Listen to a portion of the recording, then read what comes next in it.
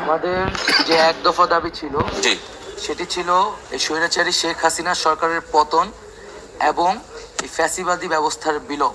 জি শেখ হাসিনা পদত্যাগ করেছে, তার পতন ঘটেছে, কিন্তু ফ্যাসিবাদী যে ব্যবস্থা রাষ্ট্র কিংবা বৈষম্য যে বিরোধ যেটা আপনি বলছেন, ফ্যাসিবাদী যে রাষ্ট্র কাঠামোটা এবং তারা সেটা কিন্তু বজায় রয়ে গেছে। তো এই ফ্যাসিবাদী ব্যবস্থার বিলোপের মাধ্যমে আমাদের চূড়ান্ত বিজয় অর্জিত হবে।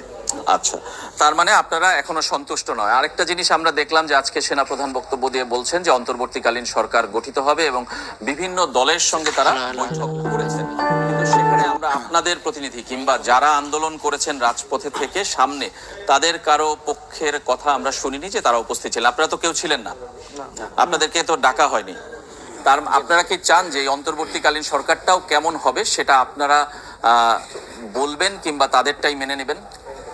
এই যে অভ্যুত্থান, যেটা বৈষম্যবিরোধী ছাত্র আন্দোলনের নেতৃত্ব এবং আহ্বানে সারা বাংলাদেশের ছাত্র জনতা একত্রিত হয়ে একটা গণ অভ্যুত্থানের সূচনা ঘটেছে, এই অভ্যুত্থানকারী ছাত্র নাগরিকদের নেতৃত্বে এবং আহ্বানে সর্বস্তরের নাগরিক প্রতিনিধি এবং রাজনৈতিক নেতৃত্বের সাথে আলোচনার মাধ্যমে অন্তর্বর্তীকালীন সরকার গঠন করা। আমাদের থেকে সেরকম একটি প্রস্তাবনা আমরা খুব শীঘ্রই জাতির সামনে উপস্থিত করব। তার মানে আন্দোলন এখনো শেষ হয়নি, হয়তোবা প্রাথমিক বিজয় হয়েছে আপনারা বলছেন, কিন্তু প্রথম ধাপ হয়েছে, কিন্তু আপনারা একটা সরকারের কাঠামো দিবেন, মানে সব সেখানে কি রাজনৈতিক দলগুলোর সাথেও কথা বলবেন আপনারা?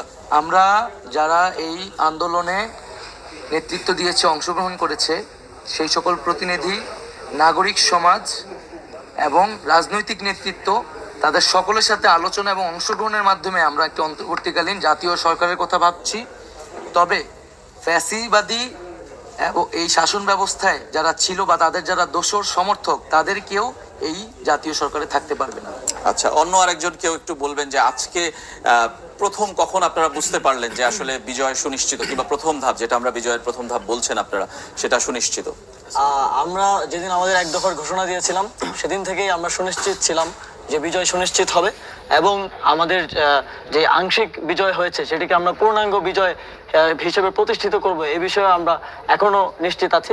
এবং তার জন্য ছাত্র জনতা ঢাকায় থাকবে, রাজপথে থাকবে, যতদিন তারা তাদের অভিষ্ট লক্ষ্যে পৌঁছাতে না পারবে ততদিন পর্যন্ত এই আন্দোলনও চলমান থাকবে।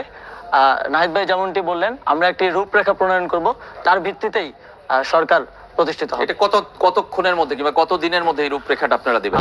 আমরা আজ 8টায় কারওয়ান বাজার মোড়ে সার্ক ফোয়ারায় একটি সংবাদ সম্মেলন করে সেই রূপরেখাটা ঘোষণা করব, এবং সেই রূপরেখায় রাজনৈতিক প্রতিনিধিত্ব, সুশীল সমাজের প্রতিনিধিত্ব, আমাদের শিক্ষকরা এবং এই ছাত্র নাগরিক অভ্যুত্থানের যারা নেতৃত্ব, তাদের সমন্বয়ে একটি সরকারের রূপরেখা আমরা দিব, এবং সেটিকেই বাস্তবায়ন করতে হবে। এবং ছাত্র জনতা, এই অভ্যুত্থানের যারা মূল স্টেক হোল্ডার, তাদের ইচ্ছার প্রতিফলন সেখানে ঘটবে।